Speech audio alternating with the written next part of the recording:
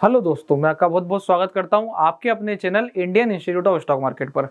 आज अपन ये डिस्कशन करने वाले हैं कि यहाँ से गोल्ड बीज में आगे का क्या मोमेंटम होता है और गोल्ड बीज का एनालिसिस करने के लिए आपको बहुत अच्छे से पता है कि हमें गोल्ड का एनालिसिस करना पड़ेगा कि गोल्ड बीज किसको फॉलो कर रहा है, बिल्कुल हूबहू गोल्ड को। तो अपन समझेंगे यहाँ पर गोल्ड के मार्केट को कि गोल्ड का मार्केट कैसा रिएक्ट कर रहा है, फिर साथ साथ हम गोल्ड का इंटरनेशनल मार्केट भी देखेंगे और उसके बाद फिर हम हमारे गोल्ड बीज के ऊपर चर्चा करेंगे कि गोल्ड बीज की यहाँ से क्या आगे की मोमेंटम दिखाई देती है और अगर हमने अभी तक अपना नियम फॉलो करा होता तो क्या कंडीशन निकल के आती है। हमारा नियम क्या है ये भी आपको पता है, मेन चीज है नियम को फॉलो करते रहना। तो यहाँ पे अपन सीधा बात कर लेते हैं और डायरेक्टली चलेंगे चार्ट पर। तो अभी यार गोल्ड की क्या स्थिति दिखाई देती है, मार्केट एकदम बिल्कुल लाइफ टाइम हाई पर चल रहा था। गोल्ड ने पहली बार 74,000 के लेवल के ऊपर टच किया था और टच करने के बाद जैसे ही हमें बजट में न्यूज मिलती है कि यहाँ पर कस्टम ड्यूटी घट गई है, सीधा सीधा हमें हैवी फॉल मिलता है। अब वो हैवी फॉल मिलने के बाद यहाँ पे अगर हमने हमारा नियम फॉलो किया होता, नियम क्या था कि डिप मिले हमें बाय करना है, जितने परसेंटेज से गिरेगा उतने परसेंटेज से बाय करना है। अब यहाँ पे बहुत सारे लोग कंफ्यूज होंगे कि क्या मैं गोल्ड में फ्यूचर खरीदूंगा। नहीं, हम फ्यूचर ट्रेडिंग की बात यहाँ पर नहीं कर रहे हैं, वो एक अलग कॉन्सेप्ट है। फ्यूचर ट्रेडिंग ऐसे नहीं करी जाती कि वो गिर रहा है तो मैंने खरीद दिया। नहीं, फ्यूचर ट्रेडिंग तब करी जाती है जब मुझे क्लियर कट दिखाई दे रहा हो कि हाँ यहाँ से गोल्ड ऊपर चलेगा मैं बायर हूं, हाँ यहाँ से गोल्ड नीचे गिरेगा मैं सेलर हूं, तो तब जाके हम गोल्ड के ऊपर फर्दर बात करते हैं। अब यहाँ पे आगे की चीज क्या है, देखिए आगे में हमें ध्यान रख करके चलना है कि जैसे यहाँ से गोल्ड ने ऊपर की तरफ मोमेंटम शुरू किया तो यहाँ पे क्या कंडीशन बनी। मैं यहाँ पे किसको बाय कर रहा होता, मैं यहाँ पे बाय कर रहा होता अपने पसंदीदा ईटीएफ को, जो कोई सा भी ईटीएफ में बाय करता हूँ, चाहे वो गोल्ड का ईटीएफ हो, गोल्ड बीज हो। अब मैं गोल्ड बीज को प्रेफर करता हूँ, ज्यादा वॉल्यूम है।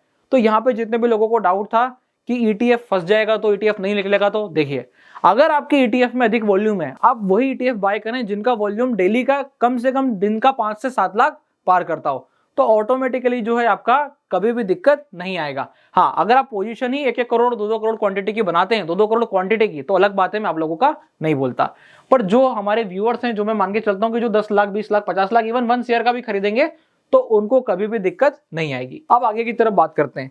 यहाँ पे हमको क्या दिखा, एक सडन टर्न अराउंड दिखा। अब टर्न अराउंड के बाद यहाँ पर क्या कंडीशन दिखाई दे रही है, यहाँ पे एक लेवल है 70,000 का, जो कि बहुत ही स्ट्रॉन्ग साइकोलॉजिकल लेवल है। मार्केट ने जैसे ही गिरा था वैसे ही बहुत स्पीड से किसको गेन किया था, 70,000 को।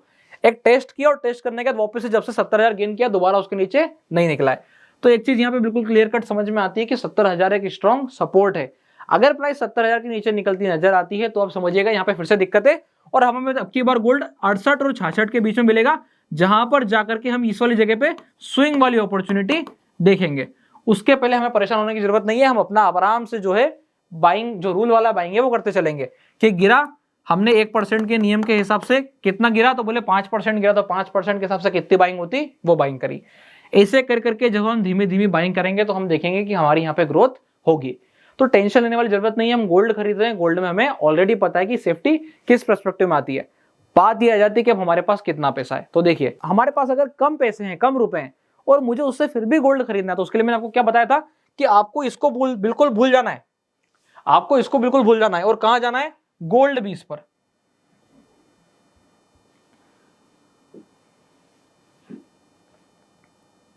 कहां जाना है, गोल्ड बीज पर।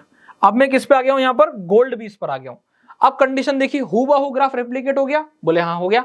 जैसे ही यहां पे मेरा ग्राफ रेप्लिकेट हुआ मुझे ये पता चल गया कि देखो यहां पर वहां पे 70,000 का लेवल था, तो यहां पे जो है मेरा लेवल कितने का बैठने वाला है, 59 का बैठने वाला है। अब वो कैसे कैलकुलेट करना है वो मैं आपको आने वाले समय में वीडियोस में बता दूंगा। तो यहाँ पे लेवल रफली 59 के आसपास एक राउंड फिगर अपन लेके चल रहे हैं, उतना बैठेगा। अब कंडीशन क्या बन रही है, 60 भी एक अच्छा सपोर्ट बन रहा है गोल्ड बीज का, अगर हम चार्ट देखें तो, और सेम टू सेम वो गोल्ड के ग्राफ को रेप्लिकेट कर रहा है। अब किसी के पास पैसा नहीं है कि वो क्या करे, 10 ग्राम गोल्ड एक बार में लेके आए, पर उसके पास इतना पैसा जरूर है कि वो हर बार 0.5 ग्राम का पैसा डाल सकता है। अब देखो आप 10 ग्राम कितने का हो गया, बोले 10 ग्राम हो गया मोटा मोटा अपन 72,000 का रेट लेके चलते हैं, तो 10 ग्राम हो गया 72,000 का, ठीक है। तो बोले 1 ग्राम कितने का हो गया, 1 ग्राम हो गया हमारा 7,200 रुपए का, 1 ग्राम हो गया हमारा 7,200 रुपए का। तो बोले आधा ग्राम हो गया आपका लगभग 3,500 रुपए का। तो क्या 3,500 रुपए है, सामने वाला बोलेगा हाँ ये है मेरे पास, पर जब मैं असली मार्केट में जाऊंगा तो क्या मुझे 3,500 रुपए का मिलेगा, कुछ नहीं मिलेगा। आधा ग्राम सोना लाके मैं करूंगा क्या, वो तो गिर जाएगा, घूम जाएगा। तो ऐसे में वो किसका सहारा लेता है, वो लेता है गोल्ड बीज का सहारा। अब वो क्या करेगा, यहाँ पे धीमा धीमा जब जब उसके पास पैसे आते जाएंगे वो गिरने पर थोड़ा थोड़ा गोल्ड बीज लेता चला जाएगा, क्योंकि उसका मानना यह है कि भविष्य में जाके एक टाइम ऐसा आएगा जब ये अमाउंट 1 लाख टच करेगा। जिस दिन ये 1 लाख या 1.5 लाख टच करेगा उस दिन मैं क्या करूंगा, इसको खाली करूंगा, सीधे जाऊंगा ज्वेलर के पास में, पहले बेचूंगा, फिर ज्वेलर के पास जाऊंगा और हाथों हाथ अगले दिन जाकर के गोल्ड खरीद दूंगा। तो ये जो था एक्चुअली में गोल्ड बीज का असली मतलब था।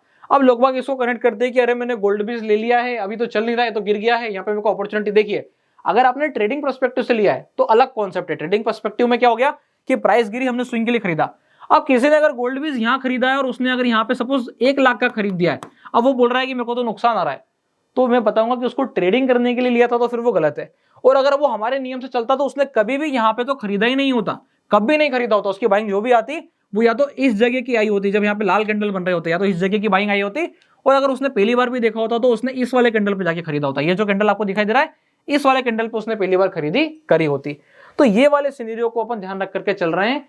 अब यहां से अगर हम गिरने वाली स्थिति में बात करेंगे तो गिरते गया, मैंने यहाँ पे अपनी एवरेजिंग करके उसको बराबर इनपुट किया, पलट के चला, मेरे एवरेज यहाँ कहीं का आ गया। अब देखो मैं फिर से प्लस खड़ा हूं, तो दिक्कत नहीं आएगी। ये चीज का हम ध्यान रख करके चलते हैं। बस गलती क्या नहीं करनी है कि आपके पास अगर 1 लाख रुपए हो रहा, पहले दिन जाके यहाँ 1 लाख रुपए लगा दोगे तो फिर आपको दिक्कत आनी ही है, फिर आप प्लस देखने में काफी टाइम लगा दोगे। ये था ओवरऑल सिनेरियो गोल्ड बीज का।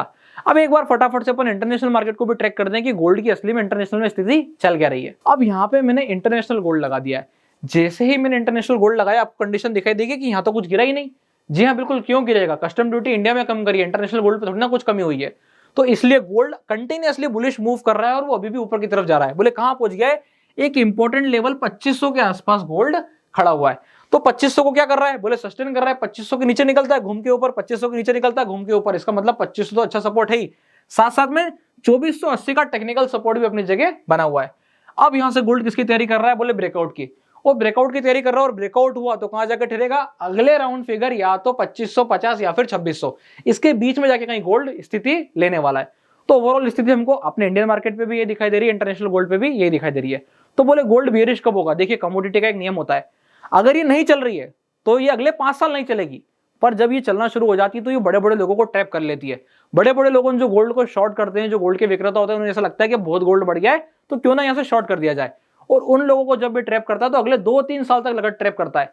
आप नीचे जाके देखो गोल्ड की रैली कब से शुरू हुई है और उसके हिसाब से आप अंदाजा लगाना कि क्या 2-3 साल हो चुके हैं। अगर 2-3 साल हो चुके हैं तो ये टॉप बनने के आसपास की स्थिति आ गई है, पर अगर नहीं हुए हैं तो अभी हाल कंटिन्यूस चलने वाला है।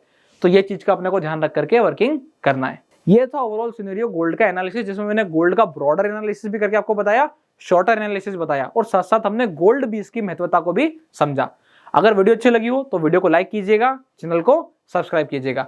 और अगर आप लोगों ने अभी तक अपना डीमैट अकाउंट नहीं खुलवाया है तो डिस्क्रिप्शन के नीचे आपको लिंक मिल जाएगा, आप जाके अपना डीमैट अकाउंट ओपन करा सकते हैं। तब तक के लिए बहुत बहुत धन्यवाद।